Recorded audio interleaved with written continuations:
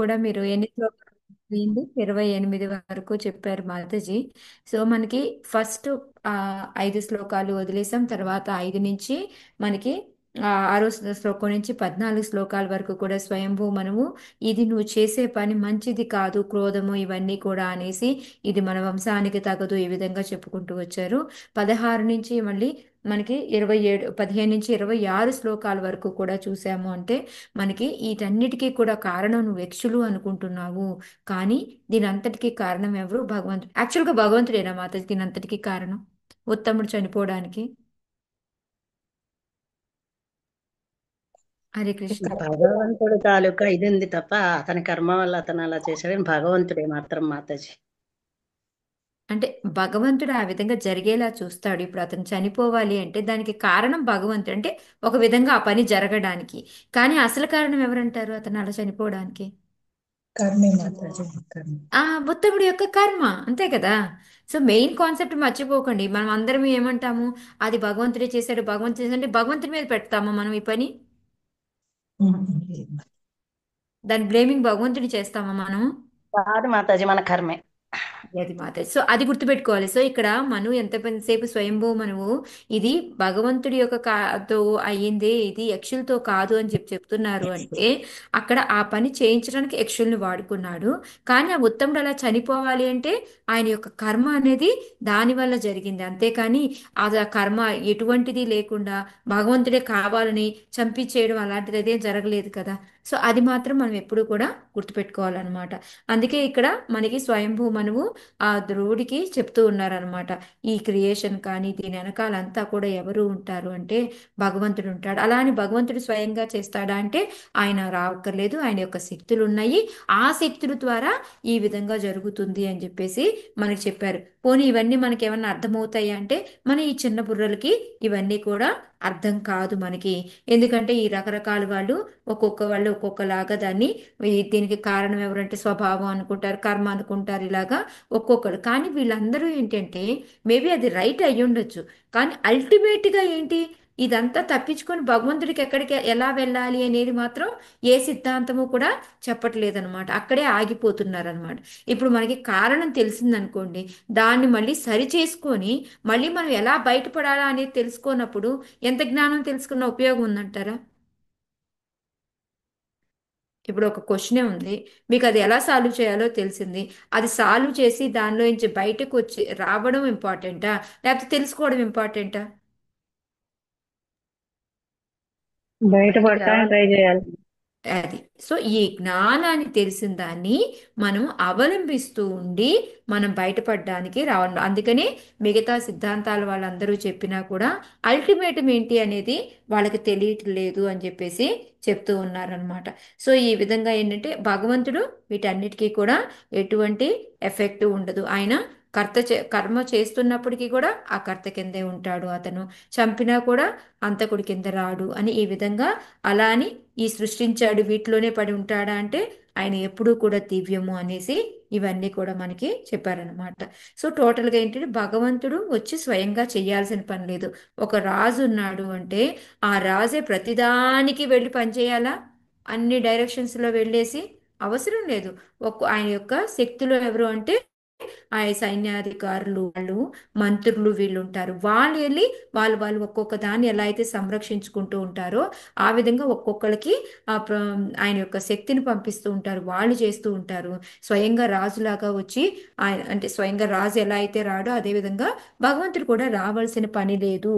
కానీ దీని అంతటికీ కారణం భగవంతుడు. సో నువ్వు అనవసరంగా యక్షుల్ని చేస్తూ ఉన్నావు, వాళ్ళని తప్పు బట్టి వాళ్ళని చంపుతూ ఉన్నావు అని చెప్పేసి చెప్పారనమాట. సో ఇప్పుడు మనకి 28 శ్లోకాలు అయిపోయినాయి కదా. ఓకే, ఒకటి మాతాజీ, ఇప్పుడు మరి ఇప్పుడు మనకి జ్ఞానం తెలిసింది. ఇప్పుడు ధ్రువుడికి కూడా వాళ్ళ తమ్ముడు ఉత్తముడు చనిపోయాడు, బాధ కలిగింది, కరెక్టే, ఒప్పుకున్నాము. అయిపోయిన తర్వాత ఇప్పుడు స్వయంభూమను చెప్పాడు, జ్ఞానం తెలిసింది, భగవంతుడే కారణము అది అని తెలిసింది. దాంతో మనకున్న బాధ పోతుందా? ఎమోషనల్గా ఉండే బాధ తగ్గుతుందా మనకి జ్ఞానం తెలిసినట్టునే ఇప్పుడు? ఏం పోదు మాతాజీ, ఉంటది అలా. పోదు మాతాజీ. పోదు మాతాజీ. మరి ఎలా పోదు మాతాజీ. పోగొట్టుకోవాలి దాన్ని? కళావతి మాత చెప్పండి. చదవడానికి హ్యాండ్ రైజ్ చేశారా మాతాజీ, కళావతి మాతాజీ? ఓకే. అవును మాతాజీ, కానీ క్వశ్చన్ ఒకసారి చెప్పరా? ఒకసారి క్వశ్చన్. ఓకే. ఇప్పుడు ధ్రువుడికి ఓకే ఓ స్వయంభూ మనువు ఎక్స్ప్లెయిన్ చేశాడు. ఓకే, ఉత్తముడు చనిపోవడానికి భగవంతుడు కారణము, యక్షులు కాదు అనేసి. ఓకే, అతనికి ఇప్పుడు మరి ఈ ఏమంటారు, ఆ జ్ఞానం తెలిసిన వెంటనే ఆ బాధ పోతుందా? ఇప్పుడు మనకి ఎవరైనా వచ్చేసి మన వాళ్ళు ఎవరైనా పోదు మాతాజీ, చనిపోయారనుకోండి, వచ్చి భగవద్గీత చెప్పారనుకోండి, బాధ పోతుందా మనకి? పోదు మాతాజీ. సో పోవాలంటే ఏం చేయాలి మరి మనం? మనం నామస్మరణ భగవంతుడు మనం స్మరణ. ఆచరించాలి మాతాజీ. ఆచరించాలి. ఇంకా ఉమ్. ఇంకెవరైనా ఏమైనా చెప్తారా? మనం ఏదైనా ఒకటి తెలుసుకున్నాం అనుకోండి, మన జ్ఞానం తెలుసుకున్న తర్వాత దాన్ని మళ్ళీ మనం ఆ ఏంటి అన్నది మనం దాన్ని తెలుసుకుని ఆచరించితే అప్పుడు దాన్ని బట్టి మనకి అవగతం అవుతుంది. అది అవగతం భగవంతుడిని అవడానికి ఇప్పుడు మనలో శరణగొట్టాలి ఉన్న ఈ మాత. పెయిన్ తగ్గాలి. ఇప్పుడు ధ్రువుడికి వాళ్ళ తమ్ముడిని చంపిన పెయిన్ తగ్గాలి. అది ఎలా తగ్గుతుంది అంటారు? యక్షుల్నా చంపొద్దు అంటున్నాడు, ఎలా పోతుంది ఇప్పుడు ఆ బాధ? భగవంతుడినే శరణొచ్చాలి మాతాజీ. భగవంతుడికే భగవంతుడినే శరణాగతి శరణ. చేయాలి మాతాజీ. ఎగ్జాక్ట్లీ, ఇది కరెక్ట్ అన్నమాట. ఇప్పుడు భగవంతుడినే మనం భగవద్గీత చదివి జ్ఞానం నేర్చుకుంటే భగవంతుడు సరిపోదు. దానివల్ల ఏంటంటే మనకి ఎమోషనల్గా ఏమవుతున్నామో ఆ ఫీలింగ్ తగ్గదు మనకి. అంటే ఓకే, జ్ఞానం రావడం వల్ల ఏంటంటే కొంత తగ్గుతుంది. బట్ పూర్తిగా పోవాలి అంటే మనం ఏం చేయాలి అంటే భగవంతుడి యొక్క శరణాగతి తీసుకొని, ఇది ఏదైతే నేను జ్ఞానం తెలుసుకుంటున్నానో దీన్ని నేను ప్రాక్టికల్గా చేసేలాగా నాకు ఆ ఏమంటారు ఆ శక్తిని నాకు ఇవ్వయ్యా అనుకుంటూ మనం భగవంతుడిని శరణ వేడుకొని మన యొక్క థాట్స్ అన్నీ కూడా భగవంతుడి వైపు మరల్చుకున్నామంటే ఆ ఎమోషనల్ బాధ అనేది తగ్గుతుందన్నమాట. ఇప్పుడు ఎలా అంటే చూడండి, మా అమ్మాయికి ఒక ఎలర్జీ ఉంటుంది. సో తనకి ఎలర్జీ వచ్చినప్పుడు ఎక్కువ దురద అనమాట, అది మొత్తం స్ప్రెడ్ అయిపోతుంది. ఇంకా అది భరించలేనంత గీరుతూ ఉంటుంది, గోల పెడుతూ ఉంటుంది అనమాట. సో అప్పుడు నేను ఏం చేస్తాను, దానికి ఒక పెన్ను పేపరు ఏదో ఒకటి ఇవ్వడమో, దాన్ని డైవర్ట్ చేస్తాను, దాని మూడ్ని డైవర్ట్ చేసి దాన్ని వేరే వాటికి మళ్ళించి దాని మీద పెట్టించాను అనుకోండి, ఇది కొంచెం పడుతుంది. అంటే పూర్తిగా పోతుందని చెప్పలేదు, కొంచెం పోతుంది. అది కొంచెం ఎలాగో ఆ టైం గడిచేటప్పటికి దాన్ని రబ్ చేయకుండా అది ఉంటుంది కాబట్టి ఆటోమేటిక్గా శాంతపడిపోతుంది అనమాట. సేమ్ అలాగే ఇప్పుడు మనం నేర్చుకున్నాం, కొంచెమే శాంతపడ్డాం. కానీ ఎప్పుడైతే మనం భగవంతుడి మీద మరల్చామో మన దృష్టి అన్నిటినీ కూడాను, భగవంతుడు మనకి అన్ని రివీల్ చేయడం మొదలు పెడుతూ ఉంటాడు. సో దానివల్ల ఆ ఎమోషనల్ బాధ అనేది ఎటుపోతుందో తెలియకుండానే మనకి పోతుందన్నమాట. సో అదే ఇక్కడ మనకి స్వయంభూ మనం అందుకే అంతవరకు చెప్పి అసలు అయిపోయింది కదా అని ఆపలేదు. అక్కడ ఆపకుండా 28 నుంచి కూడా మళ్ళీ మనకి 27, 28 ఈ 30 దాకా నువ్వు ఆల్మోస్ట్ ఆయన ఇంకా ఏం చెప్తాడు అంటే నువ్వు భగవంతుడిని సరెండర్ అవ్వు అని చెప్పేసి మనకి చెప్తాడు. 27 నుంచి 35 శ్లోకాల వరకు కూడా ఆయన చెప్పేదేంటి, భగవంతుడి యొక్క శరణు వేడుకో, నీ దృష్టి అంతా కూడా భగవంతుడి మీదకి మరల్చు. ఎప్పుడైతే నీకు ఈ దేహాత్మ భావన, ఈ మీ తమ్ముడు చనిపోయాడు అనే బాధ ఇవన్నీ కూడా మర్చిపోవాలి అంటే నీ మొత్తం కాన్సన్ట్రేషన్ భగవంతుడి వైపు మరల్చుకో అని చెప్తున్నారు అనమాట. సో అదే మనకి 27లో కూడా 28లో కూడా చెప్పింది ఏంటంటే, 28లో ఏంటంటే నువ్వు ఆల్రెడీ భక్తుడివి. సో మధ్యలో భక్తుడివి అయినా కూడా కొంత ఏంటంటే మళ్ళీ నువ్వు దారి తప్పుతున్నావు, నువ్వు మళ్ళీ నార్మల్కి రా అని చెప్పేసి చెప్తూ ఉన్నారనమాట. సో 29 నుంచి ఇంకా ఏం చెప్తున్నారు అనేది మనం చూద్దాం. తమేన మంగాత్మని ముక్త విగ్రహే వ్యపాశ్రితం నిర్గుణమేకమక్షరం ఆత్మానమన్విచ్చ విముక్తమాత్మదృగ్ యస్మిన్నిదం భేదమసత్ప్రతీయతే. హరే కృష్ణ మాతాజీ, చదవను. కళావతి మాత చదువుతారు. ఒక నిమిషం మాత, కళావతి మాత ఓకే. హరే కృష్ణ మాతాజీ. Thank you. తమేవ మంగాత్మని ముక్త విగ్రహే వ్యపాశ్రితం నిర్గుణమేకమక్షరం ఆత్మానమవించ విముక్తమాత్మదృక్ యస్మిన్నిధం భేదమసత్ప్రతీయతే. ప్రియమైన ధ్రువ, కనుక అక్షరడగు పరమపురుషుని వైపునకు నీ అవధానమును మళ్లింపుము. నీ నిజస్థితి యందు నిలిచి ఆ దేవదేవుని వీక్షింపుము. ఆ విధంగా ఆత్మానుభూతిచే నీవు ఈ భౌతిక భేదము కేవలము క్షణభంగురమని తెలుసుకొనగలవు. హరే కృష్ణ. థ్యాంక్ యూ మాతాజీ. హరే కృష్ణ. సో నువ్వు ఇందాకేంటంటే ఎంత నాలెడ్జ్ ఇచ్చాను, కానీ ఆ జ్ఞానం కాదు. ఇప్పుడు నువ్వు ఆ జ్ఞానాన్ని విజ్ఞానం కింద ఎలా మార్చుకోవాలి అంటే, నువ్వు ఎవరైతే అక్షరుడగు అంటే మనకి అచ్యుతుడు అంటాం కదా మనం, అంత అంటే ఏమంటే ఇన్ఫాలిబుల్ ఏమంటారు మాతాజీ తెలుగులో, అంతరించడం అనేది, నాశనం అనేది లేని వాళ్ళు అనమాట. సో అలాంటి పరమ పురుషుడు ఎవరైతే ఉన్నారో, ఎందుకంటే ఆయన అనస్వరం. ఏం మాతాజీ, అనస్వరమో ఏదో అంటాడు. అవును మాతాజీ అనస్వరం. సో అలా మాతయ్య అచ్యుత. అచ్యుతకి ఇన్ఫాలిబుల్ అంటాం కదా, ఆ ఉమ్. ఇన్ఫాలిబుల్ తెలుగులో ఏమంటాము అనేసి చూస్తున్నాను నేను. ఇది అక్షరుడు అన్న, అచ్యుత అన్న, ఇన్ఫాలిబుల్ అన్న, ఇదంతా కూడా అనస్వరము. నశింపు లేనివాడు అని మాట్లాడుతూ, కరెక్ట్, నశింపు ఎగ్జాక్ట్లీ. లేనివాడు. నశింపు లేనివాడు. సో ఎందుకంటే ఆయన ఆది అంతం అనేది ఆయనకి ఉండనే ఉండవు, ఆయనకి నశించడం అనేది ఉండదు కాబట్టి, అందుకొని అలాంటి పరమ పురుషుడు ఎవరైతే ఉన్నాడో ఆయన వైపుకి నీ దృష్టి అంతా కూడా మరల్చు అని చెప్పేసి చెప్తున్నాడు అనమాట. ఇంకోటి నీ నిజస్థితి ఏంటి, మన నిజస్థితి,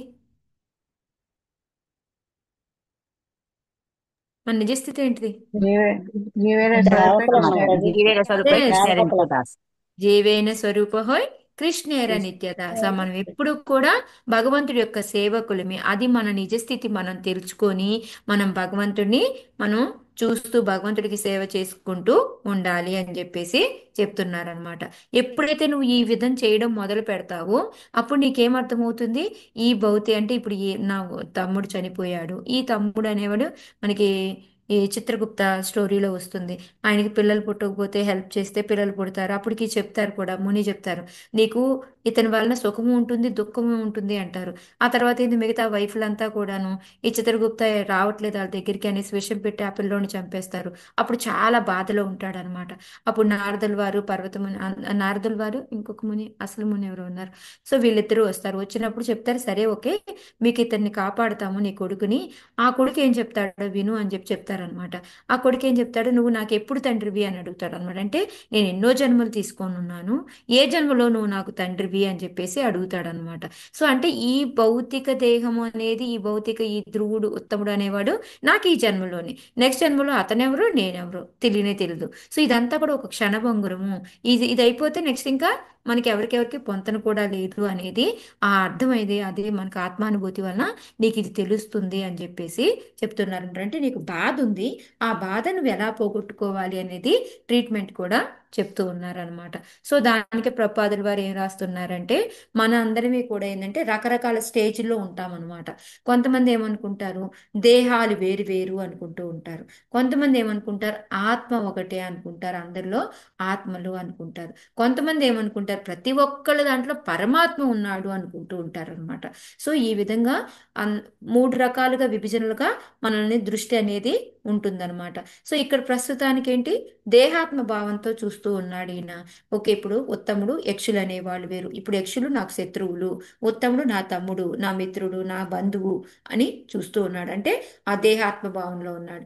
మిగతా వాళ్ళు ఏంటి, అందరిలో ఆత్మ ఉంటుంది, వాళ్ళు ఈ దేహం వేరు ఆత్మ వేరు అనే ఆ భావన ఉంటుంది. కానీ ఇంకా కొంతమందికి ఎలా ఉంటుంది అంటే, మొత్తం అందరిలో కూడా పరమాత్మ ఉన్నాడు, సో పరమాత్మ యొక్క అంశలు వీళ్ళు, మనందరివి కూడా భగవంతుడి యొక్క దాసానుదాసులవి అనేది ఉంటుందన్నమాట. అదే ఇక్కడ ప్రపాదుల వారు ఎక్స్ప్లెయిన్ చేస్తూ ఉన్నారు. సో ఇక్కడ నువ్వు వాళ్ళని శత్రువులు అనుకోకు, ఈ భావన అంతా కూడా నీకు పోవాలి అంటే నువ్వు చేయాల్సింది ఏంటి అంటే, నువ్వు భగవంతుడిని ప్రసన్నత చేసుకోవాలి అనేసి, భగవంతుడి యొక్క శరణు పొందాలి అని. సో దాంట్లో బ్రహ్మభూత ప్రసన్నాత్మన శోచితిన కాంక్షతి శ్లోకం ఉంది కదా, అది చెప్తున్నారనమాట ప్రపాదుల వారు. ఎప్పుడైతే మనము ఈ స్టేజ్కి, ఈ బ్రహ్మానుభూతి స్టేజ్కి వస్తామో అప్పుడు ఏంటంటే మనకి ఎటువంటిది కూడా అందరినీ ఒకేలాగా చూడడం, పండిత సమదర్శన ఆ లెవెల్లోకి మనం వచ్చేస్తాం అనమాట. మనందరం కూడా భగవంతుడి యొక్క దాసులు అని తెలుసుకుంటూ ఉంటాము అని అదంతా కూడా చెప్పి, ఇంకా నువ్వు అందులో ఏంటి, భక్తులందరిలో కూడా అగ్రసుడివి నువ్వు. ఎందుకంటే 5 ఏళ్లలోనే నువ్వు ఎవరు సాధించలేని సాధించావు. అలాంటి నువ్వు ఏంటంటే మామూలు దృష్టితో ఉండడం అనేది కరెక్ట్ కాదు, నువ్వు ఇది వదిలేసేయి అని చెప్పేసి చక్కగా స్వయంభూ మనోధ్రువుడికి ఎంతో ఇదిగా ఎక్స్ప్లెయిన్ చేస్తూ ఉన్నారనమాట. సో అదే ఇక్కడ మనకి ప్రభుపాదుల వారు కూడా ఎక్స్ప్లెయిన్ చేస్తున్నారు. సో మనకి వాళ్ళకి ఒక బంధువు అని లేదు, ఒక చుట్టము అని లేదు, ఏమీ ఉండదు. మీరు భగవద్గీతలో కూడా మనకి 6వ చాప్టర్లో ధ్యాన యోగంలో ఉంటుంది. ధ్యాన యోగంలో కూడా ఎప్పుడైతే మనసుని జయిస్తారో వాళ్ళు ఏ విధంగా ఉంటారు అంటే వాళ్ళకి శత్రువైనా మిత్రువైనా లేకపోతే పక్కింటి వాళ్ళైనా అని ఎన్నో రకాలుగా ఉంటారు. వాళ్ళందరినీ కూడా సమంగా చూస్తాడు. సో ఆ స్టేజ్కి మనం రావాలి అని చెప్పేసి చెప్తూ ఉన్నారనమాట. ఐ థింక్ 6వ చాప్టర్లో 9వ శ్లోకం అనుకుంటుంది. యా. త్వం ప్రత్యగాత్మని తథా భగవ త్వం ప్రత్యగాత్మని తథా భగవత్యనంత ఆనందమాత్ర ఉపపన్న సమస్త శక్తౌ భక్తిం విదాయ పరమం శనకైరవిద్యా గ్రంథిం వివేశ్యసి మమాహమితి ప్రరూఢం. చదవండి మాతాజీ. హరే కృష్ణ మాతాజీ. చదవండి విష్ణు. ఇందాక ఎవరు త్వం ప్రత్యేగాత్మని తదా భగవత్యనంత ఆనందమాత్రభువపన్న సమస్త శక్తౌ భక్తిం విధాయ పరమాం సనకైర విద్యా గ్రంథిం వివేత్స్యసి మమాహమితి ప్రరూఢం. ఆ విధముగా నీ సహజ స్థితిని తిరిగి పొంది సర్వశక్తిమంతకు ఆరాధనిధియు సర్వజీవులందు నిలిచియుండు పరమాత్మయోనగు దేవదేవునికి సేవ చేయుచు సత్వరమే నేను నాది అనడి మిథ్యాభావనలో నీవు మరవగలవు. హరే కృష్ణ. థ్యాంక్ యూ మాతాజీ. హరే కృష్ణ. సో మనందరికీ మెయిన్ ప్రాబ్లం ఎక్కడొస్తుంది? నీది నాది అనేది.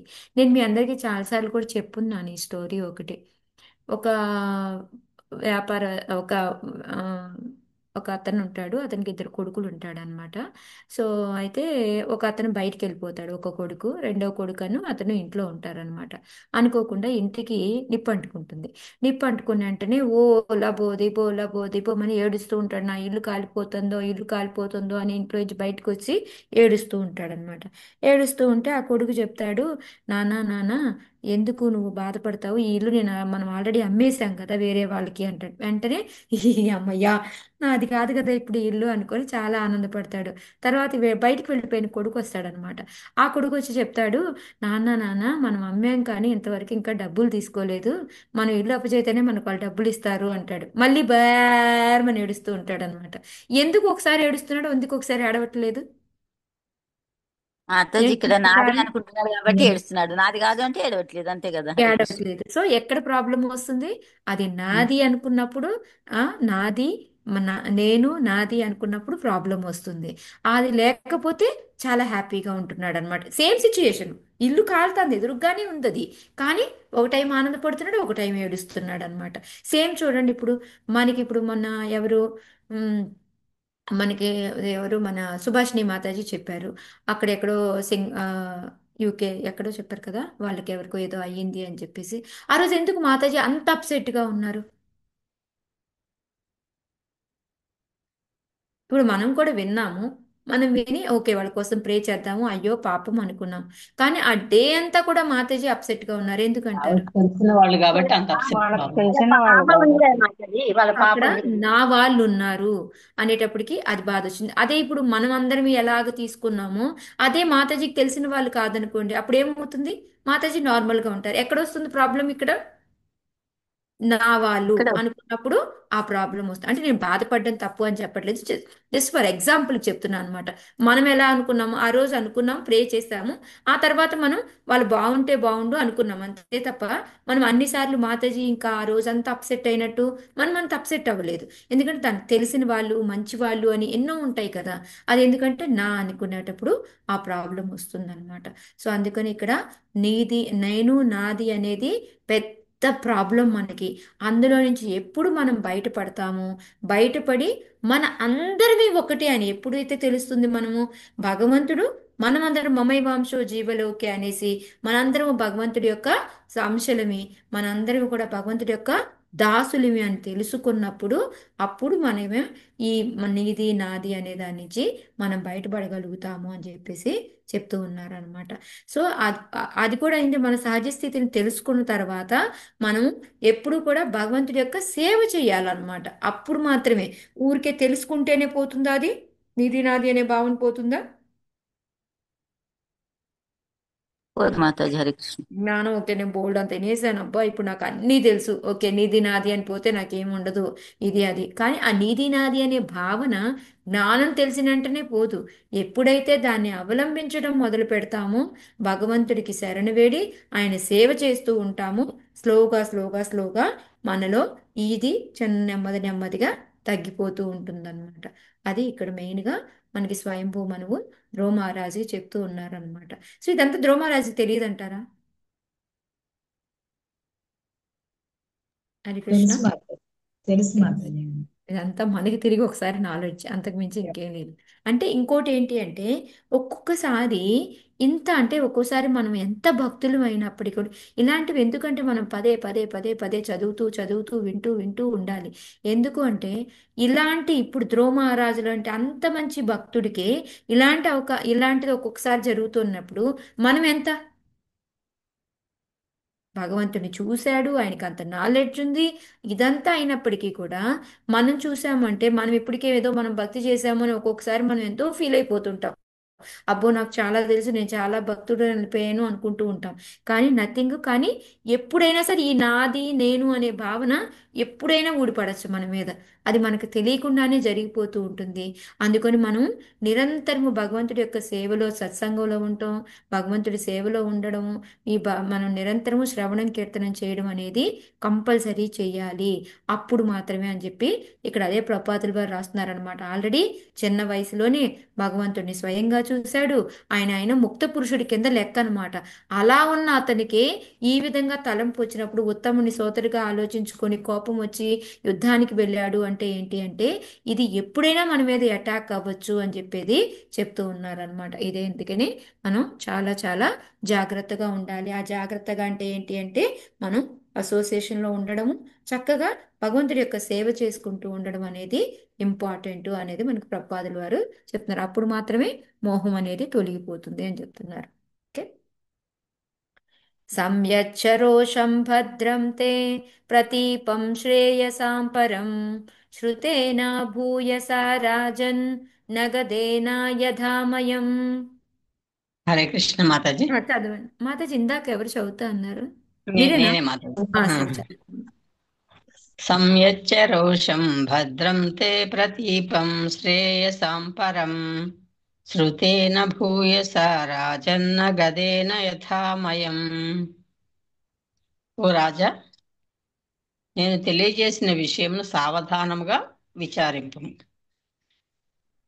అది రోగమునకు చక్కని వైద్యం వలె పనిచేయను. ఆత్మానుభవ పదమును క్రోధము గొప్ప శత్రువు వంటిది కనుక దానిని నిగ్రహింపము. నీకు శుభమగు గాక. నా ఉపదేశములను అనుసరింపమని నిన్ను కోరుచున్నాను. థ్యాంక్ యూ మాతాజీ. హరే కృష్ణ. హరే కృష్ణ. సో ఇక్కడ ఎందుకు కోపం కోపం కోపం అని చెప్తూ ఉన్నారు? ఎందుకంటారు స్వయంభూ మను ధ్రువుడికి? కోపం వల్లే కదా మాతాజీ వాళ్ళని చంపాడు యక్షుల్ని. మ్మ్. కోపం తెచ్చుకోవడం అంటే ఇప్పుడు వాళ్ళ తమ్ముడిని చంపారు అనుకోండి, అలా చేయకుండా ఉన్నాడే అనుకోండి, అప్పుడు ఏమనుకుంటారు అందరూ? మనం ఆల్రెడీ చెప్పుకున్నాం, అయ్యో వాళ్ళకి శిక్ష పడాలి కాబట్టి అలా చేశాడు అది ఇది అనుకొని. సో ఒక రకంగా యుద్ధం చేయడం కరెక్టా కాదా? మనం ఆల్రెడీ ఇది చర్చించుకున్నాము. నేను మళ్ళీ జస్ట్ మిమ్మల్ని ఒకే ఒక క్వశ్చన్ లాగా అడుగుతున్నాను అంతే. ఆయన రాజు కాబట్టి యుద్ధం చేయడం ఆయన వరకు కరెక్టే మాతాజీ. తమ్ముడి మీద ప్రేమ లేదని అనుకుంటారనమాట. అది ఓకే మాత. సో యుద్ధం చెయ్యాలి, ఒక రాజుగా యుద్ధం చెయ్యాలి, యుద్ధం చేస్తాడు. కానీ ఈ కోపంతో ఎప్పుడైతే వాళ్ళు ఇంకా ఇంకా పైకి వచ్చి యుద్ధం చేస్తూ ఉన్నారో అది ఉధృతం అవుతుందో చూసారా? అది కరెక్ట్ కాదు. అది ఎందుకంటే నువ్వు కోపం వలన ఆ ఉధృతం పెరిగి ఇంకా ఇంకా వాళ్ళని శిక్షించాలి అని లాస్ట్లో మనం ఏం చదువుకున్నాం? వాళ్ళ భుజాలు నరికేయడము, వాళ్ళ తలాలు నరికేయడము, ఇంకా అంత కోపంతో అది చేస్తూ ఉన్నాడు చూడు, అది కరెక్ట్ కాదు అని ఇక్కడ చెప్పడం అనమాట. నువ్వు దానికే ప్రపాదుల వారు మనకి ఐ థింక్ ఈ శ్లోకాకే అనుకుంటాను ఆ ఒక స్టోరీ రాశారు. సో మనం ఎప్పుడు మన పోయినసారి కూడా మనం చెప్పుకున్నాం పామును నారదుల వారి స్టోరీ. సో అదే విధంగా ఏంటంటే ఆయన ఫైటింగ్ చెయ్యాలి, లేకపోతే ఏమవుతుంది? ఇప్పుడు రేవతి గోపి మాతజీ ఉన్నారు మనకి క్లాస్లో, మనకి అడ్వైజెస్ ఇస్తూ ఉంటారు. సో మనం ఏం తప్పులు చేసినా కూడా పర్లేదులే అమ్మ రసరాణి, పర్లేదులే తల్లి దామోదరి అనుకుంటూ, పద్మజ ఓకేనమ్మా అనుకుంటూ అలా మనల్ని బుజ్జిగింటూనే వచ్చారనుకోండి, మనం మారుతామా? మాతాజీని అసలు ఒక లెక్క చేస్తామా? నో మాతాజీ. మనం మాతాజీ లెక్క చేయము. ఏం చేసినా మాతాజీ ఏమనర్లే అనేసి ఒక ఫ్రీడమ్ అనేది మనకి వచ్చేస్తుంది అనమాట. సో ఒక లీడర్గా కానీ ఒక గురువుగా కానీ ఎవరైనా ఉన్నప్పుడు వాళ్ళు ఏం చేయాలి? మనం సరి చేసినప్పుడు మెచ్చుకోవాలి, సరి చేయనప్పుడు మనం బాగా చేయనప్పుడు కోప్పడాలి. అంతే కదా. కోప్పడకుండా ఏమీ చెప్పకుండా కూల్గా అలాగే ఉన్నారనుకోండి, మనం వాళ్ళ మీద ఏమీ తీసుకోమన్నమాట. సేమ్ అలాగే ఇప్పుడు ధ్రువుడు కూడా అక్కడ ఏమీ ఫైటింగ్ చేయకుండా ఉన్నాడు అనుకోండి, ఈ పాము స్టోరీ ఇలాగే ఏమవుతుంది, నారదుల వారి ప్రాముఖ్యం చెప్తారు ఇలాగ మనం అందరినీ బాగా చూసుకోవాలి, మనం ఎవరిని ఇది చేయకూడదు, శత్రువులు అనుకోకూడదు, అది ఇది అంటే శాంతంగా ఉండి ఏమీ చేయకుండా ఉంటాడు. మళ్ళీ నారదుల వారి దగ్గరికి వెళ్ళి ఏంటి ఎలా ఉంది ఏంటి అని అడిగితే ఏముంది, నన్ను అందరూ వచ్చేసి రాళ్ళు రప్పలతో కొడుతున్నారు, ఇదా చేస్తున్నారు అంటే నేనేం చెప్పాను నీకు? నీ నువ్వు శాంతంగా ఉండాలి, కానీ నీ దగ్గర ఉన్న ఆ పౌరుషం ఏదుందో దాన్ని చూపించంటే బుస కొట్టడం అనేది. నువ్వు ఆ బుస కొట్టడం కొట్టావనుకో ఆటోమేటిక్గా నీ దగ్గరికి రారు. అది కాకుండా నువ్వు శాంతంగా ఉంటే అలాగే చేస్తారు అని. సో రాజుగా నీ కర్తవ్యం యుద్ధం చేయాలి, చెయ్యి. బట్ కానీ మితి మించి చేస్తూ ఉన్నావు. ఎలా అంటే ఇప్పుడు బుస కొడుతూ బుస కొడుతూ బుస కొడుతూ కాటేయడానికి వెళ్ళిపోయింది అనుకోండి, అది మంచిది కాదు. అదనమాట ఇక్కడ చెప్పడం. సేమ్ దాన్ని స్టోరీని ప్రపాదులు వారు మనకి ఇక్కడ ఇచ్చారు. ఆ కోపం అనేది ఎందుకు అంటే ఇది విధంగా చెప్పారనమాట.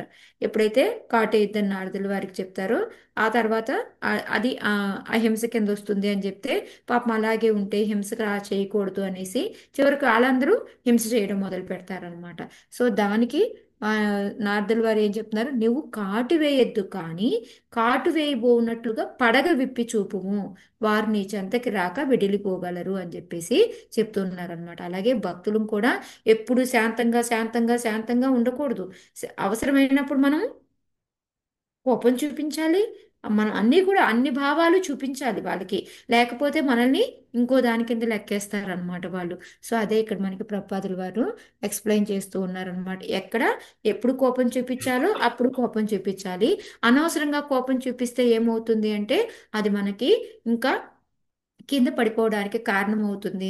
మనం ధ్యాయత విషయాన్ని పుంసః శ్లోక ఉంది కదా, సంగస్తే శుపజాయతే సంగాత్ సంజాయతే కామ కామాత్ క్రోధోద్భిజాయతే క్రోధాత్ భవతి సమ్మోహ సమ్మోహాత్ పృథివిభ్రమ పృథివంశాత్ బుద్ధినాశో బుద్ధినాశాత్ ప్రణశ్యతి.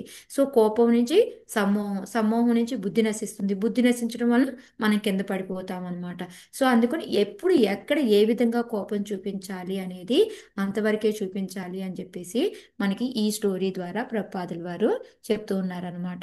సో అది చెప్పి ఫస్ట్ పారాగ్రాఫ్లో ఏంటి అంటే, నువ్వు ఆ యక్షుడిని చంపాలి అనుకున్నావు, కానీ అదేంటంటే ఇంకా అది పెరిగి పెరిగి పెద్దదిగా అవుతుంది. శాంతి భద్రతల కోసం ఇప్పుడు మనకి ఇంతకుముందు కూడా మనం చెప్పుకున్నాము, ఒక్కొక్కసారి అంటే శాంతి భద్రతల కోసం వాళ్ళు షూటింగ్లు ఫైరింగ్లు ఇవన్నీ కూడా చేయాల్సి వస్తూ ఉంటుంది. సో అది ఎంతవరకు అంతవరకే చేయాలి, అలా కాకుండా బీభత్సంగా చేశారనుకోండి ప్రాబ్లం అవుతుంది. ఇప్పుడు నేపాల్లో జరుగుతుంది, ఏమవుతుంది, అది విస్తృతం అయిపోయింది. ఇది కరెక్ట్ కాదు. కొంతవరకు కంట్రోల్ ఉండాలి, అది కంట్రోల్ తప్పిపోయింది. ఇప్పుడు నేపాల్ అంతా దారుణంగా తయారైంది. సో దీనికి కారణం ఏంటి? ఆ క్రోధము అనేది అనేసి మనకి ఇక ప్రపాదుల వారు చెప్తూ ఉన్నారనమాట. అందుకని ఆ క్రోధం అనేది మనం తగ్గించుకోవాలి అనేది. అది ఎలా తగ్గుతుంది క్రోధం అనేది? క్రోధం అనేది ఒక జబ్బు అనుకుంటే దానికి మెడిసిన్ ఏంటి? భక్తి మాతాజీ, భక్తి. నిరంతర శ్రవణం, భక్తి. ఓన్లీ భక్తి అంటే ఏమొస్తుంది మనకి? ఎప్పుడు కూడా మనం వింటూ ఉండాలి, భక్తి చేసుకుంటూ ఉండాలి, మెయిన్ సత్సంగంలో ఉండాలి. ఇవన్నీ కూడా ఫ్యాక్టర్స్ అన్నమాట మనకి. ఓకే, సో అందుకే మనకి శ్రవణ కీర్తన మెయిన్ అన్నమాట. హరే కృష్ణ. ఏనోపసృష్టాత్ పురుషాత్ లోకవిద్వ్యజతే భృశం న బుధస్త్వద్వశం గచ్చేద్ ఇచ్ఛన్న భయమాత్మనః. హరే కృష్ణ మాతాజీ. హరే కృష్ణ మాత. చదవండి కృష్ణవేణి మాతాజీ. హరే కృష్ణ. ఏనో స్పష్టాత్ పురుషాల్లోక నేను అంటే ఉద్విజతే పురుషాత్ దగ్గర ఆపండి. ఏనోపసృష్టాత్ పురుషాత్. ఏనోపసృష్టాత్ పురుషాత్ లోక ఉద్విజితే భృశం న బుధస్తద్వజం గచ్చేత్ విచ్ఛన్న విచ్ఛన్న భయమాత్మనః. అంతేనా మాతాజీ? విచ్ఛన్న. Yeah, okay. ఈ భౌతిక జగత్తు నుండి విడుదలను కోరువాడు క్రోధవశుడు కాకూడదు. ఏలనన క్రోధము చే భ్రాంతికి గురి అయిన వాడు ఇతరులకు భయకారణము కాగలడు. హరే కృష్ణ. హరే కృష్ణ. సో ఈ భయం, ఈ క్రోధం వల్ల ఏమవుతుంది అంటే మిగతా వాళ్ళకి భయం అవుతుంది అనమాట. మన దగ్గరికి కూడా రాలేరు. అతిగా కోపం కూడా మంచిది కాదు అనేసి, కోపం ఎంత చూపించాలో అంత చూపించాలి. ఎక్కువ కోపం చూపిస్తే ఏమవుతుంది అంటే మనం ఈ భౌతిక జగత్తులోనే తిరుగుతూ ఉంటాం అనమాట. ఎందుకంటే ఆ కోపం వల్ల పడిపోతాము అని చెప్తున్నారు కదా. భ్రాంతికి గురవుతాం, భ్రాంతి నుంచి మనకి బుద్ధి పనిచేయదు, బుద్ధి పనిచేయక మనం ఏ పనులు పడితే ఆ పనులు చేస్తాము. దానివల్ల ఏమవుతుంది, మనం కిందకి పడిపోతూ ఉంటాం అనమాట. సో పడిపోయి మళ్ళీ పునర్జన్మ, మళ్ళీ జన్మ మృత్యు సైకిల్లోనే తిరుగుతూ ఉంటాం అనమాట. సో అంతేకాకుండా ఏంటి అంటే ఇతరులకి భయకారణము కాగలడు. సో వాళ్ళ దగ్గరికి వెళ్ళాలన్నా ఏమన్నా చెయ్యాలి అన్నా మనకి భయం వేస్తుంది. ఇప్పుడు ఎవరైనా కొంచెం కోపిస్తులు ఉన్నారనుకోండి, వాళ్ళకి వెళ్ళి ఏమైనా చెప్పాలనుకుంటాం మంచి, మనం ధైర్యం వెళ్ళం మేడం. చేస్తామా వెళ్ళి చెప్దాము అని? లేదు మాత్రం అస్సలే లేవు.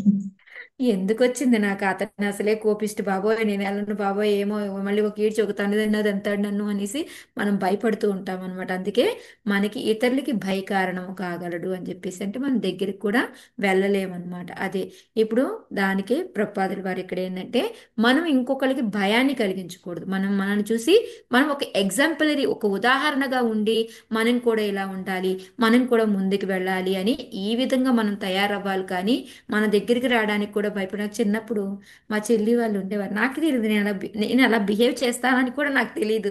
ఇప్పటికి కూడా అంటుంది, అక్క చిన్నప్పుడు నేను చూస్తే భయం వేసేది తెలుసా అక్క, నీతో మాట్లాడాలంటేనే భయం వేసేది, ఎప్పుడు చూడు చదువు చదువు చదువు చదువు అని సతాయిస్తూ ఉండేదాన్ని మమ్మల్ని, అందుకని అసలు నీతో మాట్లాడాలంటేనే భయం వేసేది అని. నేను అంత భయంకరంగా ఉండేదాన్ని అనుకునేదాన్ని. ఈ మధ్యలో అప్పుడప్పుడు డివోటీ కొంతమంది కూడా చెప్తూ ఉంటారు, మాతాజీ మిమ్మల్ని చూస్తే నాకు కొంచెం భయం వేస్తుంది మాతాజీ, తర్వాత దగ్గరికి వచ్చాక తెలుస్తుంది. మాతాజీ నేనే ఫస్ట్ స్టార్ట్. ఓకే, అదే సో అట్లాగా తెలీదు అంటే అంత భయం కలిగించేలాగా ఏం చేస్తున్నానో అంటే నాకే కాదు తెలియదు. మాతాజీ, అంటే సీరియస్ గా ఉంటారేమో అంటే అలా అనిపించేది, కానీ దగ్గరికి ఎప్పుడు వస్తే చూడాలి గానీ అని నా భావన.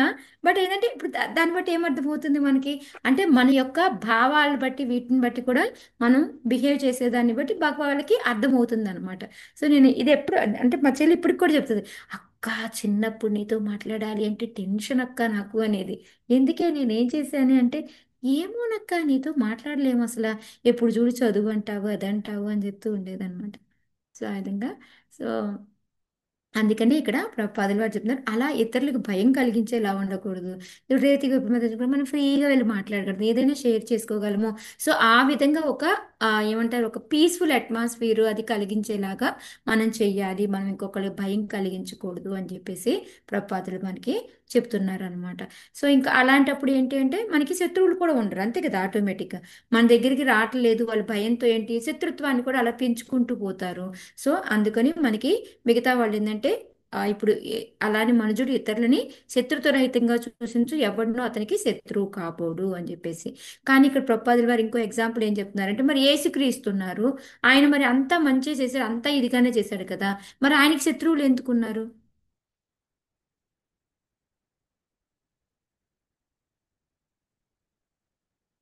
ఆయన చెప్పే మంచి ఆయన నచ్చని చెప్పిన వాళ్ళు కూడా ఉంటారు కదా బయట మాతాజీ. వాళ్ళకి నచ్చలేదు మాతాజీ. మంచి తన నచ్చదు కదా కొంతమందికి. ఇప్పుడు చూడండి, మన ఇస్కాన్ ఉంది ఇక్కడ బంగ్లాదేశ్లో, వాళ్ళకి నచ్చక మన మీద ఎన్ని కంప్లైంట్ లేదు, మనం చేసేది మంచిది కాదని అలా అని. సో అట్లా ఏంటంటే ఒక్కొక్కసారి ఏంటంటే వాళ్ళు కొంతమంది ఏంటంటే అది నచ్చక వాళ్ళు శత్రువులాగా బిహేవ్ చేస్తూ ఉంటారు. సో అదే ఇక్కడ మనకి ప్రభుపాదుల వారు చెప్తూ ఉన్నారనమాట. అంటే ఆ దాన స్వభావాలు అన్ని సమయాల్లోనూ కూడా ఉన్నారు. సాధు పురుషులు ఎందును వారు దోషాలు ఎంచుతూ ఉంటారనమాట అలాంటి వాళ్ళు. సో అందుకని ఏంటంటే వాళ్ళు రెచ్చగొట్టినందువలన సాధు పురుషులకి కోపం రాదు. దానికి ఉపమానంగా యేసుక్రీస్తుని సిలువ ఏం చేస్తున్నా, ఆయన కోపగించుకున్నాడా, ఏమన్నా చేశాడా? వేసుకోండి అని చేతులు అడ్డం పెట్టి ఇలా పెట్టి కూర్చునిపోయాడు ఆయన, అంతే. సో ఆ విధంగా ఏంటంటే వాళ్ళు కోపం కలిగించేలాగా సిచ్యుయేషన్స్ కలిగిస్తున్నప్పటికీ కూడా, రెచ్చగొడుతున్నా కూడా వీళ్ళు రెచ్చిపోరు అని చెప్పేసి చెప్తున్నారు. అంటే అలాంటి చోట రెచ్చిపోకూడదు, కానీ అలా అని ఇప్పుడు మనం ఎవరైనా మన మన వాళ్ళ దగ్గర వాళ్ళు ఏదైనా తప్పు చేస్తూ ఉంటే వాళ్ళని సరి చేయడము, వాళ్ళని కోపగించుకోవడం అవి చేయకుండా ఉండాలా? ఆ కోపం ఈ కోపం వేరే. అర్థమవుతుందా మాతాజీ? కోపంలో 2 రకాలు ఉంటాయి. అవసరమైనప్పుడు రేవతి చూపించాలి గోపి మాత మాత్రం, చెప్పండి, అవసరమైన మాతాజీ విషయాల్లో ఏదో చెప్తారు. అవసరమైనప్పుడు చూపించాలి. కరెక్ట్ మాత. రేవతి గోపి మాత చెప్పండి. ఇది యేసుక్రీస్తు ఆయన్ని ఎవరైతే సిలువేశారో వాళ్ళని కూడా కాపాడమని రక్షించమని భగవంతుని ప్రార్థిస్తాడు. అది హైట్ ఆఫ్ సాధు స్వభావం అనేది. ఈ పాపల్ని క్షమించమని అడుగుతాడు అనమాట. కరుణామయుడు. అవును మాతాజీ. సో మెయిన్ ఏంటంటే ఇక్కడ ఎగ్జాంపుల్గా యేసుక్రీస్తు చెప్తున్నారు. సో ఇది ఏంటంటే ఈ కోపం డిఫరెంట్. నాకు శత్రుత్వం చూపించారు కాబట్టి నేను వాళ్ళ మీద కోపం చూపించాలి అనుకోవడం అది కరెక్ట్ కాదు. అలా శత్రువులు ఉన్నా కూడా వాళ్ళని మిత్రులుగా భావించి మాత చెప్పినట్టు పాపని క్షమించమని అడిగారు. అలా కాకుండా ఇప్పుడు మనలో వాళ్ళు ఏదైనా వైష్ణవుల్ని చెడుగా మాట్లాడడం ఇలాంటివి చేస్తున్నారనుకోండి, మనం కోపం తెచ్చకుండా పోన్లే అనుకుని అలా కూర్చోవాలా మనం?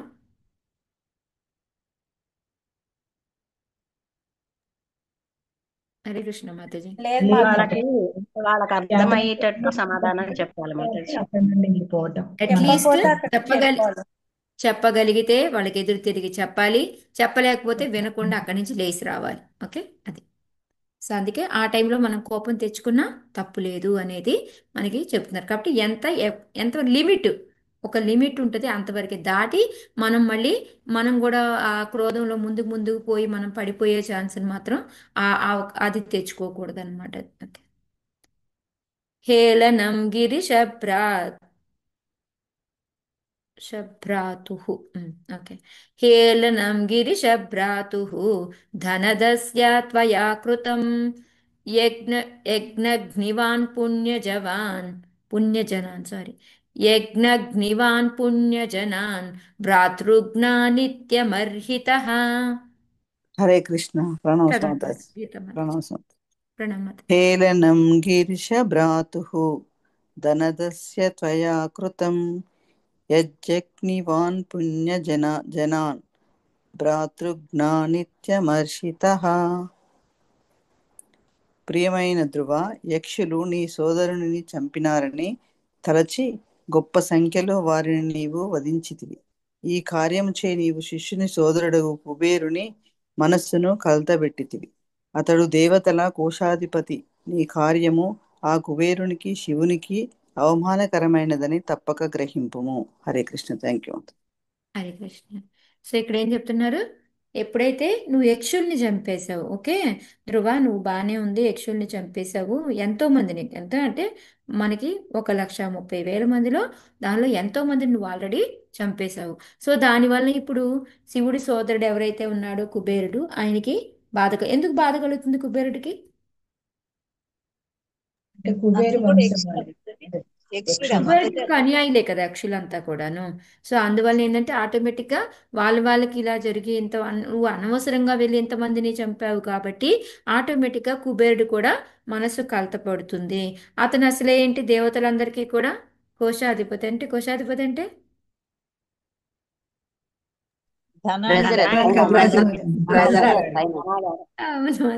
సో అందరికీ డబ్బులు అందించేవాడు అనమాట, అది అందరికీ కూడాను. సో దీనివల్ల ఏంటి అంటే అతనికి అవమానకరంగా అనిపించవచ్చు అని చెప్పేసి, సో ఇది ఆయన్ని అవమానించినట్టుగా ఫీల్ అవ్వచ్చు అని చెప్తున్నాడు. ఇందులో సబబు ఉందా లేదా? ఎందుకంటే ఉత్తముణ్ణి చంపితే యక్షులందరూ కూడా తప్పు చేశారు, శత్రువులు అనుకుని ఈ యుద్ధం చేసినప్పుడు ఇప్పుడు మరి కుబేరుడికి కూడా అనిపించచ్చా లేదా? ఆయన కూడా యుద్ధం చేయొచ్చా లేదా? నువ్వు యుద్ధం చేయకపోయినా ఆయన హయ్యర్ పొజిషన్ కాబట్టి ఆయన ఏమైనా చెప్పించొచ్చా లేదా? చెప్పించవచ్చు మాతాజీ. సో ఉంది కదా, ఎందుకంటే నువ్వు నా తప్పు లేకుండా ఎంతమందిని చంపావు, నాకెంత కోపం రావాలి, నాకు అదొక అవమానంగా ఉంది, నా వాళ్ళందరినీ నువ్వు ఒక్కడి అలా వచ్చేసి అలా చంపడం అనేది నాకు చాలా అవమానకరంగా ఉంది అని చెప్పేసి. సో ఇద్దరికీ చెప్తున్నారు, ఎందుకంటే కుబేరుడు మళ్ళీ శివుడు వాళ్ళిద్దరు అన్నదమ్ములు కాబట్టి ఆటోమేటిక్ కుబేరుడికి బాధ కలిగితే శివుడికి కూడా బాధ కలుగుతుంది. సో వీళ్ళిద్దరూ కూడా దీన్ని తప్పుగా అనుకోవచ్చు నువ్వు చేసిన పనిని అని చెప్పేసి చెప్తూ ఉన్నారు అనమాట. సో ఎందుకంటే ఇది నువ్వు అపరాధం చేసినట్టు కుబేరుడికి అని ప్రపాదుల వారు కూడా చెప్తున్నారు. యక్షులు అనే వాళ్ళు మామూలు మనుషులు అంటే కనికోలి మాతాజీ మ్యూట్లోకి అతను కూడా సో అందుకనే ఇక్కడ యక్షులు వాళ్ళు కూడా మామూలు వాళ్ళు కాదు. అందుకని వాళ్ళకి ఏదైనా అయితే కుబేరుడికి నచ్చదు అది అని చెప్పేసి నువ్వు ఇప్పుడు ఏం చెయ్యాలి అంటే వాళ్ళిద్దరిని కూడా స్పెసిఫై చేసుకోవాలి. ఇప్పుడు మరి ఎవరైనా కోపంలో ఉన్నారనుకోండి, వాళ్ళని ఏ విధంగా శాంతింపు చేయాలి అనేది మనకి ఇక్కడ ఇప్పుడు నేను ఏదైనా ఒక రేవతి గోపి మాతాజీకో లేకపోతే దామోదరికో ఏదైనా ఒక ఆ, నచ్చింది కోపం కలిగించేలాగా బాధ కలిగించేలాగా ఏమైనా చేశాను అనుకోండి, సో దాని నుంచి నేను ఎలా బయటపడాలి? ఇప్పుడు నిజంగానే నేను నిన్న తోమదరిది బర్త్డే మర్చిపోయాను, గుర్తులేదు. ఆల్రెడీ వైష్ణవి పంపించింది, మనిషి ఒక నిమిషం వీడియో చేసి పంపించమని పంపించింది. అయినా నేను నాకు బయటికి వెళ్ళాను, కుదరలేదు, అక్కడ నెట్ లేదు, నేను చేయలేదు. రాత్రి నేను ఇంటికి వచ్చేటికి 8 అయ్యింది. సో అప్పుడు దామోదరికి ఫోన్ చేశాను. సో అప్పుడు కొంచెం బాధకెళ్ళి, సో అప్పుడు ఏం చేయాలా?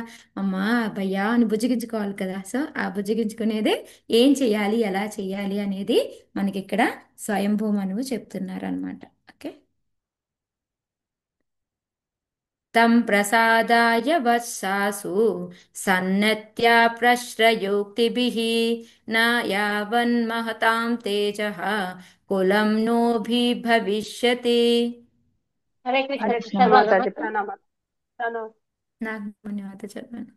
నెక్స్ట్ ఎవరు నెక్స్ట్ శ్లోక చదవండి మాతాజీ, ఎవరు నాకు తెలియట్లేదు. ప్రసాదయ వత్సాసు సన్నత్య ప్రశ్రయోక్తిభిః నవ నవయావన్మహా న యావన్మహతాం తేజః న యావన్మహతాం తేజః కులం నో భవిష్యతి. వత్స, ఈ కారణం నువ్వు శీఘ్రమే మృదువాక్కులతోనూ స్తుతులతోనూ కుబేరుణ్ణి శాంతింపజేయుము. ఆ విధముగా అతని క్రోధ ప్రభావము మన వంశమును తాకకుండును. హరే కృష్ణ. హరే కృష్ణ. సో ఎలాగ మనం వాళ్ళని బుజ్జగించాలి అనేది చెప్తున్నారు అనమాట. ఓకే, అది వస్తుందా లేదా అనవసరం. ఓకే, ఆ క్రోధం అనేది ఒకవేళ వచ్చి మన వంశాన్ని ఏమైనా చేసి శాపం లాంటిది ఏమైనా పెడతారేమో, దానికన్నా ముందే నువ్వేం చేయాలి అంటే ఇమీడియట్గా ఫస్ట్ ఈ యుద్ధం ఆపు. ఈ యుద్ధం ఆపి వెంటనే కుబేరుడు శివుడి దగ్గరికి వెళ్ళు. వాళ్ళని మృదు వాక్కులతో, అంటే ఒక సాఫ్ట్ నేచర్ తోటి చక్కగా వాళ్ళతో మాట్లాడటమే కాకుండా స్తుతులతోటి మంచిగా పొగుడు అన్నమాట వాళ్ళని. అంటే ఉన్నది లేనిది, లేనిది ఉన్నది అని కాదు, అతిగా పొగడ్డం అని కాదు, ఉన్నది ఉన్నట్టుగానే చక్కగా వాళ్ళ యొక్క గొప్పతనాలు ఏంటో చెబుతూ వాళ్ళని శాంతింపజెయ్యి అని చెప్పి చెప్తున్నారు అనమాట. సో మనం అడిగితే మన మగాళ్ళు ఏం చేస్తారు? వాళ్ళు కూడా ఇంతే కదా, ఒక గిఫ్ట్లు ఇవ్వడమో పాడో ఏదో చేసి అయ్యయ్యో నువ్వు ఎంత దానివో ఎంత దానివో అని చెప్తే అమ్మయ్య మనం శాంతిస్తూ ఉంటాం కదా. సేమ్ అదే పని అనమాట. అదే టెక్నిక్ ఇక్కడ కూడా స్వయంభూ మనువు చెప్తున్నారనమాట. మంచిగా మృదువాక్కులతోటి స్తుతులతోటి వెళ్ళి కుబేరుడిని శాంతింప చెయ్యి అని చెప్పేసి చెప్తున్నారు అనమాట. సో ఇక్కడ ఇక్కడ ప్రపాదుల వారు ఏంటంటే మనం అందరితోటి కూడా మైత్రీ భావంతోనే ఉండాలి అని చెప్పేసి చెప్తూ ఉన్నారు. అంటే ఈ మిగతా దేవతలందరినీ కూడా ఇవాళ క్లాస్లో ఒక మాతాజీ అడుగుతూ ఉన్నారు క్వశ్చన్, మాతాజీ ఎందుకు ఆ, అంటే కృష్ణ నుంచి అందరూ వచ్చారు, అంతా బాగానే ఉంది, ఎందుకు మాతాజీ ఇప్పుడు ఎవరికి ఈ దేని మీద ఇంట్రెస్ట్ ఉంటే వాళ్ళని చేసుకోనీరు, కృష్ణాకే చెయ్యండి కృష్ణాకే చెయ్యండి అని చెప్తారు అని అడుగుతుంది. సో దానికి ఆన్సర్ ఏం చెప్పాలి మనం? ఒక మాతాజీ రోజు క్లాస్లో అడుగుతాను. అంటే అంటే ఒకసారి చెట్టు వేరుకి నీళ్ళు చిన్న పోసి పామునైనా పెద్ద కర్రతో కట్టమన్నట్టు పెద్దవాళ్ళని సేవిస్తే చిన్నవాళ్ళని సేవించినట్టే కదా మాతాజీ. అదే సేమ్ పద్మాక్షి మాతాజీ కూడా రూట్ నీళ్ళు పోస్తే అందరూ సాటిస్ఫై అయిపోతారు, కానీ వాళ్ళకి రక్తి రావట్లేదే దాని మీద. ఇప్పుడు నాకు శివుడే ఇష్టము, ఆయన మీదే నాకు ఉంది, అది మానేయమంటే ఎట్లా? మానేయకూడదు కానీ అంటే కొన్నాళ్ళు చేసిన తర్వాత మాతాజీ అప్పుడు ఇస్తున్నాడు కాబట్టి భగవంతుడు వాళ్ళు అతని అదే ద్వారా కంటిన్యూ చేయాలి. అనుగ్రహిస్తాడు. అది ఇస్తున్నాడు కాబట్టి అదే కంటిన్యూ చేయమని చెప్పాలి. అంతే మాతాజీ. కాకపోతే ఏ విధంగా ప్రేయర్ చేసుకోవాలి అనేది మనం వాళ్ళకి చెప్పాలన్నమాట. కోరికలతోటి వీటితోటి ఏ భావంతో నువ్వు వెళ్తున్నావు శివుడి దగ్గరికి, ఓకే నీకు కృష్ణ శివుడు ఉంటే శివుడి మీదే నీకు అట్రాక్షన్ ఉందనుకో, ఓకే ఆయన దగ్గరికి వెళ్ళు, నీలాగే నాకు సేవ చేసే భావం ఇవ్వు, నువ్వు ఏది మంచో ఏది చెడో నాకు చెప్పు అని చెప్పేసి మనం వాళ్ళకి ప్రే చేసుకోవాలి. ఆటోమేటిక్గా వాళ్ళే ఇస్తారు. నేను ఆల్రెడీ మీకు చెప్పాను, సలాలాలో ఒక మాతాజీ ఉన్నారు. ఆ మాతాజీ ఏంటంటే మేమిద్దరివి కలిసి మేము ఖతార్లో కృష్ణ కథాదేశ్లో ఉన్నప్పుడు క్లాసులకి వెళ్ళేవాళ్ళం. ఫస్ట్ క్లాస్ మాకు వైకుంఠపతి ప్రభు అని వాళ్ళ మిస్సెస్ అంటే లక్ష్మీ మాతాజీ అని ఆ మాతాజీ వచ్చారు. వచ్చిన వెంటనే ఫస్ట్ క్లాస్లో మాకు చెప్పింది ఏంటో తెలుసా? ఆల్టర్లో మనం శివుడిని పూజ చేయకూడదు, వినాయకుడు ఉండకూడదు, ఓన్లీ కృష్ణ కృష్ణ అని అసలైన దేవుడు ఆయనకే చెయ్యాలి, ఇంకా మిగతా అది ఏది చెయ్యకూడదు అని చెప్పింది. అప్పటికి తిని శివభక్తురాలు అనమాట, మంచి శివభక్తురాలు. సో తను వెంటనే ఏం చెప్పింది, నేను ఇంక ఈ క్లాస్కి రాను అని చెప్పేసింది. ఆ తర్వాత 2-3 క్లాసులకు నేను వెళ్ళి, కాదులే బాగుంది శ్రీదేవి, రా వెళ్దాము, నువ్వు అట్లా ఆలోచించుకు, రా రా అని చెప్పేసి అన్నా అనమాట. కానీ తనకి ఏంటంటే మనసు ఒప్పుకోలేదు. కానీ తర్వాత ఏంటి, ఆ మాతాజీ ఓన్లీ ఫస్ట్ క్లాస్కి వచ్చారు. ఆ తర్వాత నుంచి మా శిక్షా గురువు తీసుకోవడం మొదలెట్టారు. మీకు అబిడ్స్ టెంపుల్లో ఆ మాతాజీని చూసే ఉంటారు మీరందరూ, బర్సానా మాతాజీ అనేసి. అదే పేరేంటిదబ్బా, చూసారా? మా శిక్షా గురువు పేరే మర్చిపోయాను నేను. ఓకే. సో ఆ మాతాజీ ఏంటంటే ఆ, మామూలుగా క్లాసులు చెప్పుకుంటూ వచ్చారు. మేము పర్లేదు, మీరు చేసుకునేది మీరు చేసుకోండి, బట్ అట్లీస్ట్ జ్ఞానం తెలుసుకోండి, ఎవరి నుంచి ఎవరు వచ్చారో తెలుసుకోండి అని. సో తను బాగానే ఉంది, ఓకే వింటూ ఉందన్నమాట. సో ఇంకా తర్వాత ఏంటంటే శివుడికే తను ప్రే చేసుకుంది. నాకు ఏమో తెలియట్లేదు, నాకు అటు వెళ్ళాలని లేదు, నిన్ను వదలాలని లేదు, కానీ వింటుంటే బాగానే ఉంది, ఏం చెయ్యాలి అనేసి తను రోజు ప్రే చేసుకుంటూ ఉండేది. సో ఒకరోజు తనకి శివుడే కల్లోకి వచ్చి, నేను కూడా ప్రే చేసుకునేది ఆయనకే, నువ్వు వెళ్ళే మార్గం నువ్వు కరెక్టే, నువ్వు ముందుకు వెళ్ళు అనేసి ఒక ఒక హింట్ లాగా తనకి కల్లో అనిపించింది అనమాట. సో సడన్గా ఇప్పుడు మారిపోయింది. ఇప్పుడు తను పెద్ద అక్కడేంటి సలాలాలో ఒక టీమ్ లీడర్ టైపు, తన కింద ఎన్నో బ్రాంచెస్, ఎంతో మంది ఇది ఆ, అంటే ఇనిషియేషన్లకు కానీ వాళ్ళ ఇంట్లో పెద్ద జగన్నాథ్ ఉంటాడు. సో ఈ విధంగా ఎంతో ముందుకు అనమాట. అంటే నథింగ్, ఆ అమ్మాయి ముందు అసలు నేను నథింగ్ అనమాట. అంత బాగా చేసుకుంటూ ఫుల్ ఫ్యామిలీ అంతా డీప్గా వెళ్ళిపోయి అంత ముందుకున్నారనమాట వాళ్ళు. సో అదేంటంటే మనం చేసుకోకూడదు అని చెప్పకూడదు, బట్ ఏంటంటే చేసుకుంటూ ఈ నాలెడ్జ్ నేర్చుకుంటున్నారు అనుకోండి, భగవంతుడే రివీల్ చేస్తాడు వాళ్ళకి ఏదో ఒక రోజు. అది మాత్రం గ్యారంటీ అన్నమాట. అది మనము చెప్తూ ఉండాలి. అందుకని అలానే ఒకేసారి దేవతల విషయాన మనకి ముఖ్యంగా కుబేర్ వంటి ప్రముఖ దేవతల విషయంలో ఇది తప్పనిసరి అయినది. అంటే మనకి చెప్తారు కదా, ఎప్పుడు గోవర్ధన్ పర్వతం అప్పుడేనా ఆయన నందబాబా ఏం చెప్తాడు, ఇంద్రుడి కోపం వస్తేనో అంటాడు కదా. అందుకే మనకి 3rd చాప్టర్లో కూడా ఏం చెప్తారు, మనం దేవతల్ని ప్రసన్నం చేసుకోవాలి, వాళ్ళ ప్రసన్నం ద్వారానే మనకి యజ్ఞాలు కుదురుతాయి అది. కానీ దేవతల్ని ఏ విధంగా ప్రసన్నం చేసుకోగలము? ఇందాక మీరంతా చెప్పింది, భగవంతుడి ప్రసన్నమైతే ఆటోమేటిక్గా దేవతలందరూ కూడా ప్రసన్నులవుతారు. సో ఆటోమేటిక్గా యజ్ఞాలన్నీ జరుగుతూ ఉంటాయి. అది 3rd చాప్టర్లో భగవంతుడు ఎందుకు అలా చెప్పాడు అంటే, ఆ టైంకి నీకు ఆ జ్ఞానమే ఉంది. ఇంకా అప్పటికి ఏంటంటే ఆయన రివీల్ చేయలేదు, నేనే దేవాతి దేవుడిని అని రివీల్ చేయలేదు కాబట్టి అంతవరకు ఓకే, మీరు దేవతల్ని పూజ చేయాలి, వాళ్ళని తృప్తిపరిస్తే యజ్ఞాల వలన మీకు వర్షాలు పడతాయి, వర్షాలు పడడం వలన అన్నాలు అనేది బాగా మీకు మొత్తం ఫ్రూట్స్ అన్ని కూడా అన్నాద్భవంతి భూతాన్ని అనేసి ఉంది కదా, ఆ శ్లోక అంతా కూడా మనకి చక్రం అనేది చెప్పారనమాట. కానీ ముందు ముందుకు వెళ్తూ ఉండగా ఏం చెప్పారు, అహం సర్వస్య ప్రభు, నేనే అన్ని అని చెప్పారనమాట. సో ఆ విధంగా ఏంటంటే మనకి ముందు ముందుకు వెళ్ళే కొద్ది జ్ఞానాన్ని పెంచుతూ భగవంతుడు వెళ్ళాడు. అదేవిధంగా మనం కూడా ఎట్ ఏ టైం కాకుండా, వాళ్ళు ఎవరు కూడా కోపం తెచ్చుకోకుండా మనం భగవంతుడి ప్రసన్నం చేస్తే వాళ్ళందరూ కూడా ప్రసన్నులు అవుతారు అని చెప్పేసి. సో ఇది ఓన్లీ దేవతల విషయంలో అనే కాదు, ప్రపోజల్ వారు ఏం చెప్తున్నారంటే ఒక వంశమైనా, ఒక వ్యక్తులైనా, ఒక సంఘానికైనా కూడా క్రోధం అనేది మంచిది కాదు. సో దాన్ని మనం ఎవరికైనా కోపం వచ్చే పని చేసినా వెంటనే మనం వెళ్ళి వాళ్ళ క్షమాపణ అడగడంలో తప్పు లేదు అనేది, మనకి వాళ్ళని ఎలాగా శాంతింపు చేయాలి అనేది మనకి చెప్తూ ఉన్నారనమాట. హరే కృష్ణ మాతాజీ, మన క్లాస్ లో కూడా మాతాజీ వచ్చారు కదా, అప్పుడు జగన్నాథ్ కూడా చూపించారు కదా. అవును మాతాజీ వచ్చారు, ఒక క్లాస్ కూడా తీసుకున్నారు మీకు. ఆ 2 days క్లాస్ కూడా తీసుకున్నారు కదా. ఎస్ మీరు మాతాజీ, ఇందాకన్నా మాతాజీ వేద మాతాజీ కదా, వేద వేదా మాతాజీ కదా. మాతాజీ, వేదా మాతాజీ కాదు మాతాజీ, రోజారమణి వర్ష అని బర్స ఏదో వస్తుంది మాతాజీ పేరు, ఇనిషియేషన్ నేను మర్చిపోయాను మాతాజీ. హితాయ్ సేవని మాతాజీకి చాలా close Mataji. Okay okay, Hare Krishna. Yeah. మీకు వాళ్ళ ఇల్లు పక్కనే మాతాజీ, అబిడ్స్ టెంపుల్ పక్కనే అపార్ట్మెంట్ లో వేదా మాతాజీ ఆ మాతాజీ ఇద్దరు కలిసి ఉంటారు పక్క పక్కనే, వాళ్ళిద్దరు బెస్ట్ వేద ఫ్రెండ్స్. మాతాజీ వాళ్ళ ఇల్లు బయట నుంచి చూసాను నేను, లోపలికి వెళ్ళలేదు కానీ. అదే మాతాజీ, వాళ్ళిద్దరూ ఒక చోటే ఉంటారు, అదే అపార్ట్మెంట్ లో ఉంటారు మాతాజీ. Okay okay, Hare Krishna. మీకు నేను పేరు మర్చిపోయాను మాతాజీ, ఇనిషియేషన్ నేమ్ బర్సాన బస అలా వస్తుంది తంది. ఐ థింక్ ఎవరికి తనకి తెలిసే మాతాజీకి. వెంకటేశ్వర మాతకి తెలిసి ఉండొచ్చు, వాళ్ళందరూ పూల సేవలోనే ఉంటారు కదా యా మాతాజీ. మాతాజీ, ఆ మాతాజీకి తెలుసు. మోయిన్ సార్ ఫోన్ కూడా చేశారు నాకు, ఈ మాతాజీ ఆ ఉమ్, మాతాజీ అని కూడా చెప్పారు. అవును. Yeah. ఏవం స్వయంభువ పౌత్రం అనుశాస్యామనుర్ధ్రువం తేనాభివందితః సాకం ఋషిభిः స్వపురం యయౌ. హరే ఇందాక కృష్ణ ఎవరు మాతాజీ. చెప్తున్నారు? రాధమాత. ఏవం స్వయం నేనే మాతాజీ. ఏవం స్వయంభువ స్వయంభువ స్వయంభువం ప్లీజా. పౌత్ర స్వయంభు స్వ ఏవం స్వయంభువ స్వయంభువ అంతేనా మాతాజీ? స్వయంభువ పౌత్రం.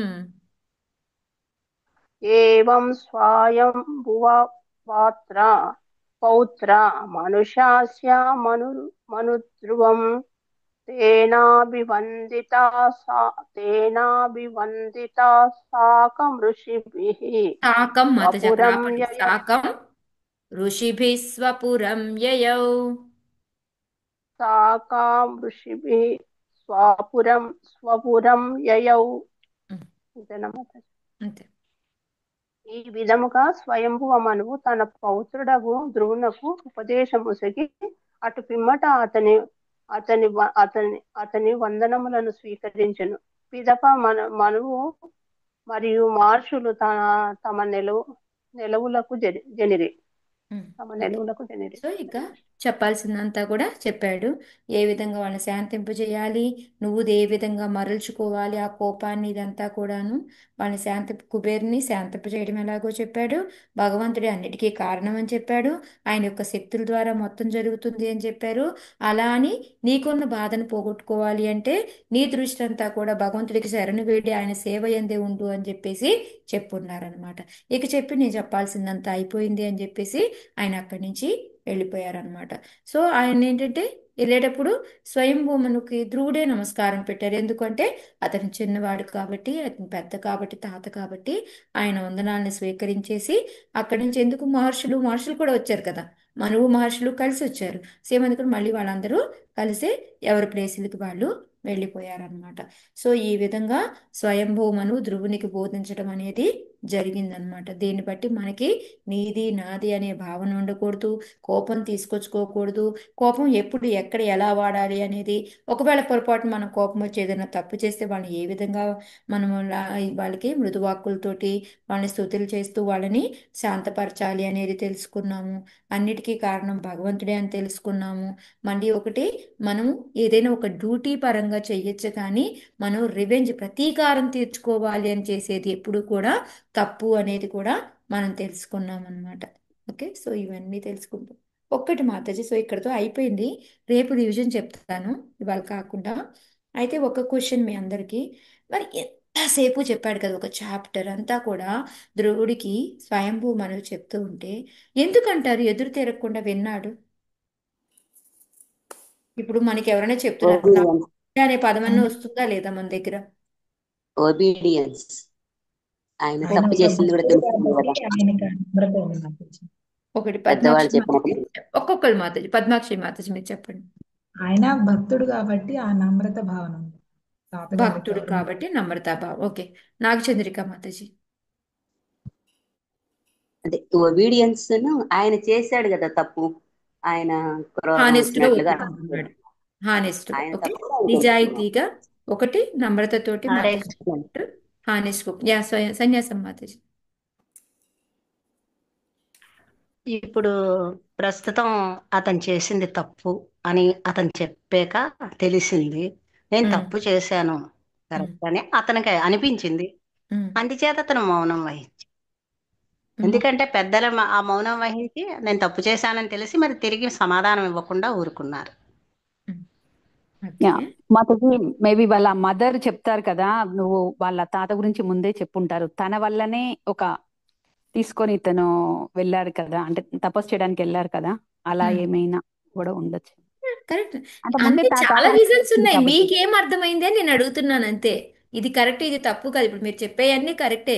ఎందుకంటే నిజంగానే భక్తుడు ఒక నమ్రతతో ఉంటాడు కాబట్టి వింటాడు. రెండోది వాళ్ళ అమ్మ ఆల్రెడీ చెప్పింది, స్వయంభూ మనవు మీ తాత ఎంత గొప్పవాడు అని చెప్పింది. సో గొప్పవాళ్ళ మాటలు మనం వింటామా లేదా? మనకు తెలిసినా తెలియకపోయినా వింటామా లేదా? సో అలా విన్నాడు. వింటాము. ఇంకోటి వచ్చేసి హానెస్ట్ గా ఒప్పుకున్నాడు తన తప్పేంటి అనేది. తను ఒప్పుకున్నాడు. ఒప్పుకొని ఓకే ఇప్పుడు మా పెద్ద ఆయన ఏం చెప్తే అది చేయడానికి నేను రెడీ అని చెప్పేసి ఒబీడియంట్ గా విన్నాడు. ఇంకా హరే కృష్ణ. చెప్పండి. భక్తుడికి ఓర్పు ఉండాలి కదా మాతాజీ. ఆ ఓర్పు లక్షణంలో సహనం ఉండాలి. ఓర్పుతోని ఉన్నాను. ఓకే. సో ఓర్పు సహనం ఉండాలి కాబట్టి అందుకోసమని ఓకే. విన్నాడు. ఎస్ మాతాజీ, కరెక్ట్. ఎవరిది రాంగ్ కాదు మాతాజీ. రాంగ్ అయితే నేను చెప్తాను అది కాదు అని. Okay, correct. ఇంకా ఎవరికైనా ఏమైనా అనిపించిందా ఇది అయ్యి ఉండొచ్చు అని?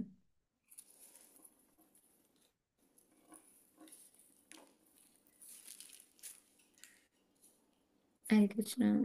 ఆయన కోపం కూడా మాతాజీ అది కొద్దిసేపు వరకే ఉంటుంది కదా, ఆ తర్వాత ఆటోమేటిక్ గా ఎవరైనా చెప్పగానే కూడా అర్థమై ఉండొచ్చు. ఎందుకంటే కోపంతో అందరిని చంపేశాడు. మ్మ్. అలా కోపం కూడా కొద్దిసేపే ఉంటుంది కదా మనకి. అలా కొంచెం తగ్గిన తర్వాత ఎవరి మాటైనా వింటాం కదా. ఎస్ మాతాజీ, కరెక్ట్. సో అందువలన విన్నాడు అని మనం అనుకుంటున్నాం. సో ఇవన్నీ కరెక్ట్ మాతాజీ. ఇంకా ఏంటి అంటే మెయిన్ అని కాదు, ఇవన్నీ కూడా మెయిన్వే.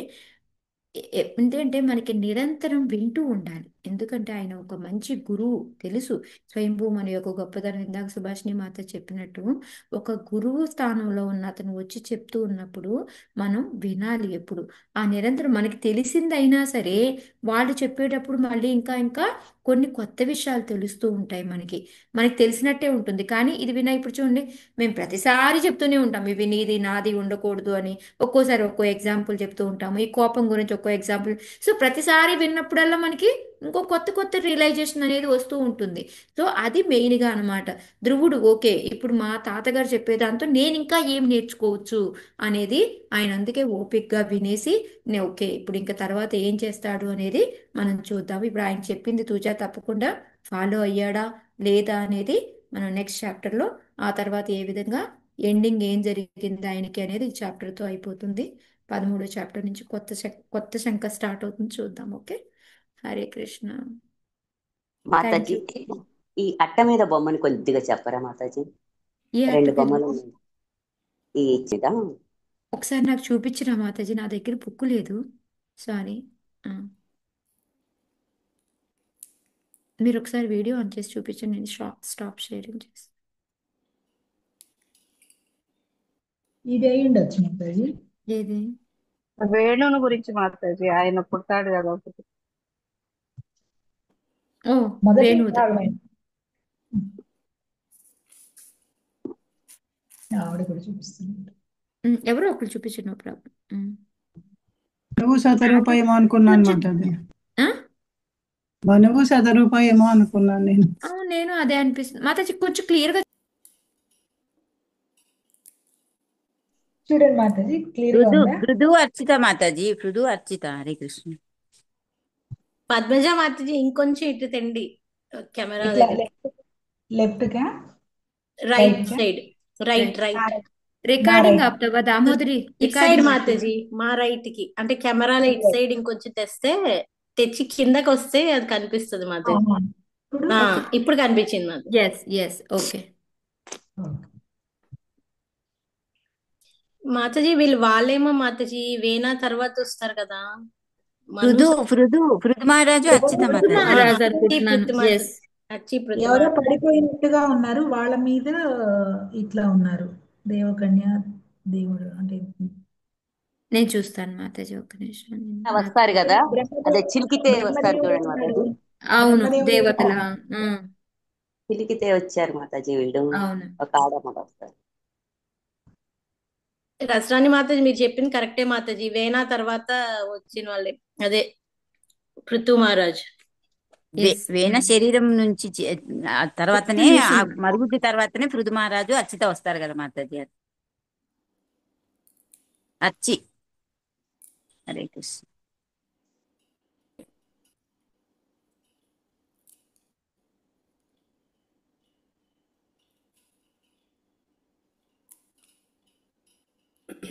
ఇంతకుముందు ఎవరో ఇట్లా పడిపోయినట్టుగా ఉంది, వాళ్ళ మధ్య నుండి లేచారు.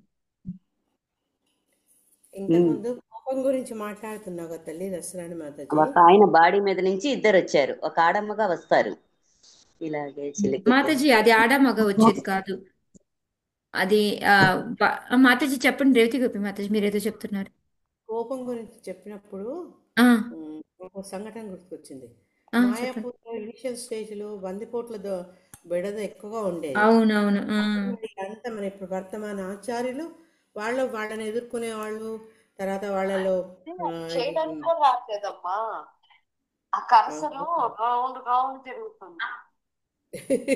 రౌండ్ లేదు, రౌండ్ దామోదరిని రికార్డింగ్ ఆపమంటే కర్సర్ పని చేయట్లేదంట మాతాజీ, అదే అందుకొని తిరుగు రౌండ్ తర్వాత రౌండ్ నువ్వు కట్ చేయి దామోదరి, ఎంతవరకు అంతవరకు కట్ చేసి రికార్డింగ్ ని పోస్ట్ చేయి అప్పుడు.